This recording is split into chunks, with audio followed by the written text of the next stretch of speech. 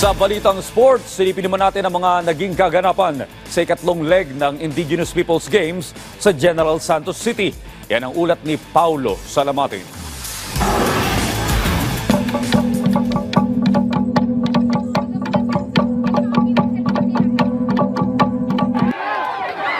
Kung sports lang ang pag-uusapan, ibang-iba ito sa karaniwang laro na kadalasan nating nakikita gaya ng kadang-kadang, bangkaw, bayo sa palay, sudol, kasing, skuya, gamti, at firemaking na kung saan pinaglaban-labanan ng mahigit 200 atleta sa ginanap na Mindanao leg ng Indigenous Peoples Games noong nagdaang weekend.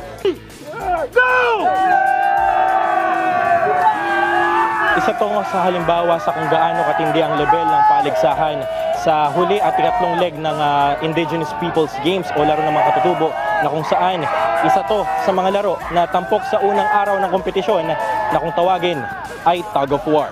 Malaking papasalamat namin sir dahil in-organize pong ganitong pa-event. Sabi ng tatay ko, anak, iiwan ko sa iyo yung pana ko kasi ikaw yung nakita ko yung magaling na mamamana sa pamilya natin. Shows their willingness to show kung ano yung talagang meron nila, which is really what the essence of this IT Games is all about.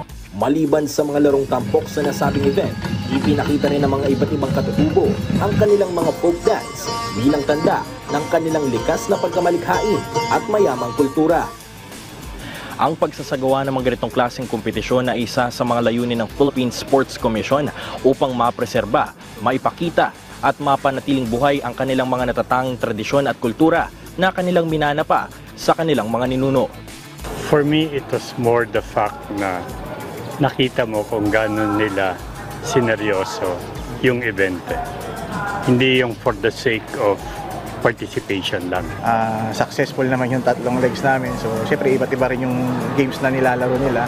Even nga yung iba, same yung games nila, pero different din yung guidelines nila. So, sa amin kasi, since it's cultural games, hindi namin binabago rin yung rules nila. So, kung paano nila laruin yun din yung sinusunod naming rules. Opisyal lang nagtapos ang ikatlo at huling leg ng IP Games ngayong taon na kung saan ang kompetisyon na ito ay nagpapaalala sa pagpapatuloy ng pamana ng mga katutubong laro at tradisyon ng bansa na kung saan ang kanilang kahalagahan ay mahalaga pa rin dito sa kasalukuyang lipunan. Mula rito sa General Santos City, Paulo Salamatin para sa Pambansang TV sa Bagong Pilipinas.